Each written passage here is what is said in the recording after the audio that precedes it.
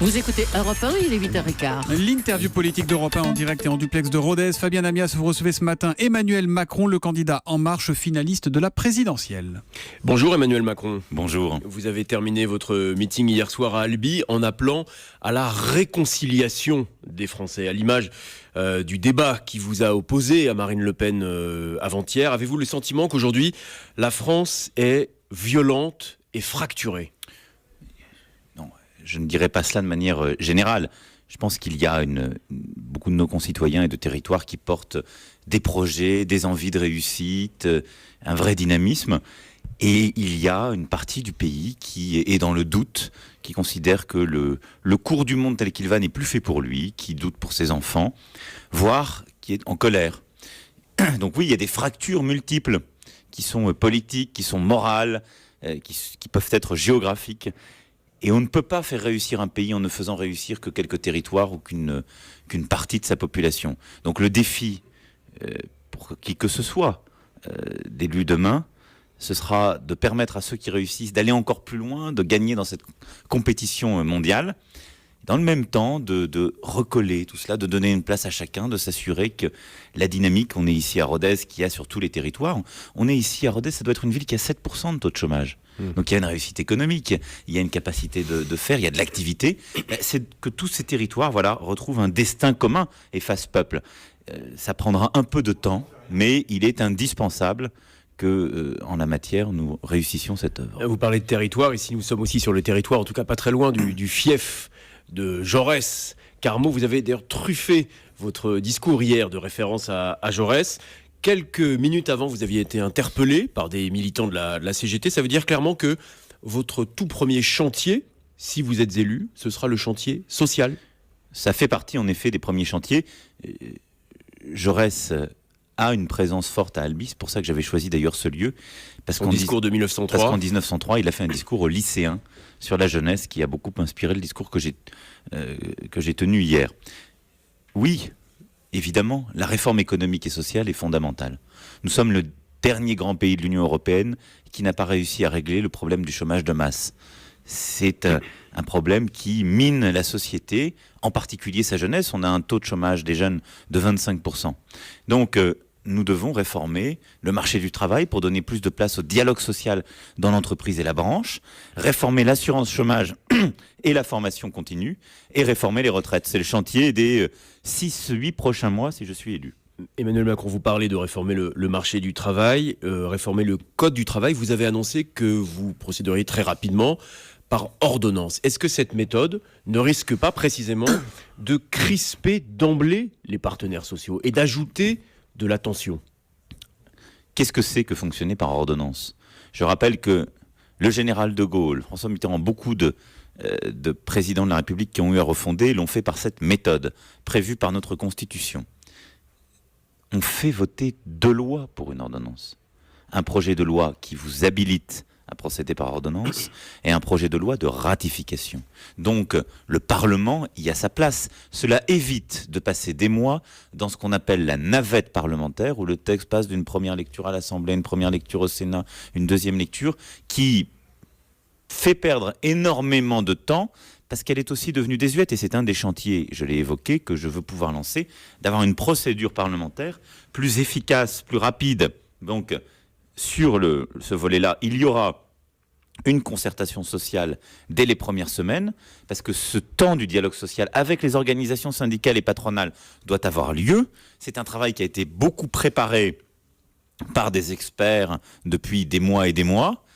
Après ce temps-là, il y aura un projet de loi d'habilitation, les ordonnances et un projet de loi de ratification. Mais je pense qu'il est indispensable, il ne faut pas faire l'erreur des précédents quinquennats où les réformes les plus importantes ont été différées. Donc, étant différées, elles ont été rendues plus difficiles à faire et surtout, comme ce sont des réformes dont les effets réels prennent 12 à 18 mois, bien souvent on n'en voit pas les effets, donc on ne peut plus expliquer. Mais précisément, vous avez déjà un calendrier, vous avez indiqué que vous pourriez, encore une fois, si vous êtes élu, parler aux syndicats dès la semaine prochaine. Vous avez un calendrier de rencontres, de négociations qui est déjà fixé avec les grandes organisations ? Il y a des rencontres qui se font si j'étais élu au niveau du président de la République. Et il y a un travail ensuite qui est fait au niveau du gouvernement. Je ne confonds pas ces 2 niveaux. Et pour ce qui est de la réforme, moi je préfère parler du dialogue social parce que ça ne consiste pas à enlever de la protection, ça consiste à ramener la production de règles de l'État, de la loi, pour tous et toutes, à la branche d'activité professionnelle ou à l'entreprise. Voilà, mais par le dialogue social. Et s'il n'y a pas de dialogue social et un accord majoritaire, c'est la loi qui prévaut. Mais ce mouvement-là, qui va donner beaucoup plus de vitalité à notre dialogue social, c'est évidemment le gouvernement qui le préparera par une concertation sociale dès le début du quinquennat. Vous parlez du gouvernement. Connaîtra-t-on le nom de votre Premier ministre avant l'investiture officielle dans la perspective, encore une fois, de votre élection? J'y travaille. Si je suis élu, je travaillerai évidemment là-dessus sur la finalisation d'un gouvernement la semaine prochaine, mais il sera annoncé après la passation de pouvoir. C'est-à-dire qu'on ne connaîtra pas votre choix pour diriger le gouvernement avant que vous nous soyez effectivement installé à l'Élysée si les Français vous choisissent dimanche soir. Pour ma part, en tout cas, je ne l'annoncerai pas. Alors vous ne l'avez pas annoncé, mais est-ce que vous avez d'ores et déjà ce nom, ce choix, est-il fait aujourd'hui dans votre tête? Oui. Vous connaissez donc votre Premier ministre, vous savez qui c'est, vous l'avez désigné, en tout cas vous l'avez désigné dans votre tête. In petto. Vous lui avez annoncé? Non, puisque c'est dans ma tête. Est-ce qu'il a déjà exercé une fonction ministérielle? Puisque vous avez non, je ne jouerai pas de renouvellement. Je ne jouerai pas au jeu des devinettes. C'est pas un jeu, mais vous avez vous-même dit je veux indiqué profondément renouveler la vie politique. Oui, donc je renouvellerai par moitié le gouvernement de gens qui n'ont pas exercé de fonction auparavant, etc. La question peut se poser pour votre Premier ministre. Il sera à l'image des engagements que j'ai pris et du portrait chinois que j'ai pu faire. Si les Françaises et les Français me font confiance, c'est quelqu'un qui aura une expérience dans le champ politique, les compétences pour diriger une majorité parlementaire et les compétences pour animer un collectif gouvernemental qui sera profondément renouvelé, où il y aura aussi quelques femmes et hommes d'expérience. Voilà, donc c'est quelqu'un qui doit avoir cette légitimité-là. Et donc une forme d'expérience politique, en tout cas, pour diriger une majorité parlementaire. Vous parlez de majorité parlementaire, de majorité présidentielle. Vous avez souvent dit qu'elle devait rassembler des sensibilités diverses qui vont de la gauche à la droite républicaine. Est-ce que cela veut dire que votre équipe gouvernementale comportera des personnalités issues de ces différentes familles politiques, de gauche et de droite? C'est cela. Ça, aujourd'hui aussi, c'est une décision que vous avez prise? Oui, parce que je veux aller au bout de cette refondation politique. Nous le voyons depuis la fin du premier tour. Il n'y a pas eu de front républicain, mais il y a une recomposition en profondeur.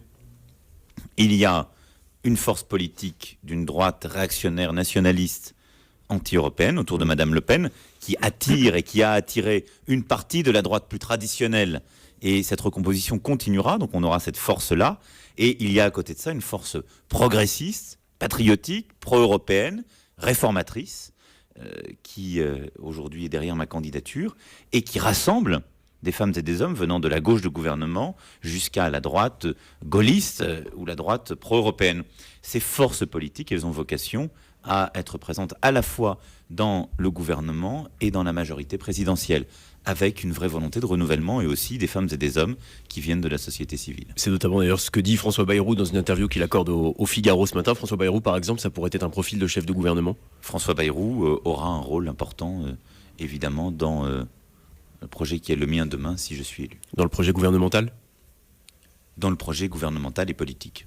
Qui mènera la bataille qui s'ouvrira dès après l'élection présidentielle, quel que soit d'ailleurs le président choisi par les Français, la bataille des législatives? Qui sera le chef de la majorité, en tout cas le chef de la campagne de ces élections? Le Premier ministre. Donc c'est le Premier ministre qui mènera la campagne. Donc ça veut dire que la campagne, dans votre esprit, ne commencera pas 8-10 jours avant le résultat de l'élection présidentielle si on ne connaît pas le choix du Premier ministre auparavant. Si je suis élu, mais même si je ne devais pas l'être, la semaine prochaine, il y aura les investitures pour nos candidats aux législatives. Bon. Il y aura, toutes les investitures auront lieu la semaine prochaine? Toutes les investitures se tiendront la semaine prochaine. Et il y aura, dans la foulée, évidemment, un directeur de campagne, le chef du mouvement et la structure du mouvement politique En Marche sera impliqué. Mais la logique institutionnelle veut que ce soit le Premier ministre. Parce que le jour où j'aurai, si les Françaises et les Français me font confiance à nommer un Premier ministre, je le ferai dans la durée, c'est-à-dire c'est quelqu'un qui a vocation à gouverner, donc diriger le gouvernement au-delà du résultat des législatives, et donc à tenir cette majorité. Dans votre esprit, c'est pour tout un quinquennat ? Un Premier ministre, il a vocation à gouverner tout un quinquennat aux côtés du président ? On fait rarement confiance, en tout cas ab initio, de manière limitée. Donc oui, aussi longtemps que possible. Je vous ai entendu déclarer il n'y a pas très longtemps que si vous étiez élu dimanche, l'un de vos premiers appels téléphoniques, ce serait pour Marine Le Pen, une tradition républicaine. La violence des attaques qu'elle a portées contre vous lors du débat télévisé avant-hier, vous avez-elle changé d'avis ? Non, mais je n'ai pas d'état d'âme, moi je suis un républicain. Donc les choses se feront comme elles doivent se faire dans la République. Vous êtes un républicain et ce matin, dans une interview à la Provence, vous dénoncez les pudeurs de gazelle, dans une expression que vous reprenez à Jean-Luc Mélenchon, de ceux qui disent clairement « je ne veux pas aller voter Marine Le Pen dimanche, mais j'hésite » ou « je ne veux pas non plus voter Emmanuel Macron ». Qu'est-ce que vous dites aux indécis ? Est-ce que voter Emmanuel Macron dimanche, c'est voter pour votre projet, c'est voter pour votre personne, ou c'est aussi voter contre le Front National ? Mais les deux. On redécouvre ce que c'est que la règle démocratique. C'est amusant, si vous voulez. Soit il y a un front républicain, comme il y en a eu en 2002. Et à ce moment-là, les gens qui votent pour le candidat républicain ne votent pas pour lui, ils votent pour faire barrage au Front National. C'est ce qui s'est passé en 2002. Jacques Chirac, qui au premier tour avait eu moins de Français derrière lui que je n'en ai eu, puisqu'il y avait moins de 20%, là où j'ai eu 24%, s'est retrouvé avec plus de 80%. Bon. Ça, c'est une règle. À ce moment-là, en effet, vous êtes élu par défaut. Il n'y a pas eu de Front républicain qui s'est constitué là. Mais il y a la règle classique d'un second tour. Les Français, au premier tour, choisissent, et au second tour, comme on dit souvent, ils les éliminent. Et donc, vous devez vous positionner entre les deux candidats qui ont été sélectionnés au premier tour, quand bien même ce ne sont pas les vôtres. Donc, vous êtes parfois amené à vous positionner, soit pour faire barrage à celui que vous aimez le moins, soit vers un second choix. Mais on redécouvre ce qu'est la vie démocratique normale. Donc, vous acceptez le victoire aussi par... Mais j'accepte par défaut, qui a été employée. Mais j'accepte une victoire dans un système qui est le nôtre depuis le début de la Ve République. Ça s'est toujours passé comme ça. Donc on peut revisiter l'histoire, mais François Mitterrand, en 81, il est élu parce qu'il y a aussi des gens qui ne veulent plus de Valéry Giscard d'Estaing qui votent pour lui. François Hollande, en 2012, il est élu parce qu'il y a des gens qui croient dans son projet et qui le portent, mais il y a aussi des gens qui ne veulent plus de Nicolas Sarkozy. Ça s'est toujours passé ainsi. C'est la règle même d'un second tour. Donc je dis simplement, je n'ai pas transformé mon projet pour aller convaincre ou draguer des électeurs d'une rive ou de l'autre. Il y a évidemment des électeurs qui vont rejoindre celles et ceux qui ont voté pour moi au premier tour parce qu'ils sont convaincus, et d'autres qui le feront pour faire barrage à Marine Le Pen. C'est tout. Mais mon devoir demain, c'est d'être efficace. Et donc, si les Françaises et les Français me font confiance, d'appliquer ce projet, de ne pas l'amoindrir, de ne pas y mettre de l'eau tiède. C'est dans le même temps d'être juste et de veiller à ce que le pays tienne ses équilibres. Et donc je passerai beaucoup de temps, moi, personnellement, pour apaiser les tensions. Emmanuel Macron, je reviens sur votre discours d'hier, pour terminer. Vous parlez du jour d'après, qui sera forcément difficile. Parler du jour d'après, est-ce que ça veut dire que vous avez déjà intégré votre victoire à l'élection présidentielle ? Non, parce que je connais les Françaises et les Français. On ne leur dicte pas ce qu'ils ont à faire. Et donc jusqu'à la dernière minute, ils peuvent décider, réagir, changer. Et donc il faut être très concentré. Rien n'est jamais acquis. Mais vous savez, la minute d'après, rien ne sera acquis. Les 5 ans qui viennent seront éminemment atypiques. Si je devais être élu dimanche soir par les Françaises et les Français, je serais le plus jeune président de la Ve République et à la tête d'une force politique qui n'existait pas il y a à peine plus d'1 an. Je serai là parce que les temps sont extraordinaires. Et donc, je n'aurai pas d'état de grâce. Je ne pourrai pas présider comme on préside depuis 1958. Vous êtes anxieux à cette perspective ? Cette responsabilité qui, là, pointe l'horizon, est-ce que c'est quelque chose qui Je suis déterminé, mais je sais très bien l'immensité de la tâche. Le jour d'après, c'est le 8 mai, jour de commémoration. Est-ce que le 8 mai, si vous êtes élu par les Français dimanche soir, vous serez aux côtés du président de la République sortant, François Hollande, pour célébrer ces commémorations ? C'est au président de la République, François Hollande, de le décider. Élu ou pas, de toute façon, je l'aurai au téléphone dimanche soir, comme il m'a appelé au premier tour pour me notifier les résultats. Mais s'il vous propose, vous serez s'il me le propose, j'y serai à l'Arc de Triomphe. S'il me le propose, j'y serai. Merci beaucoup Emmanuel Macron d'avoir été en direct ce matin sur Europe 1.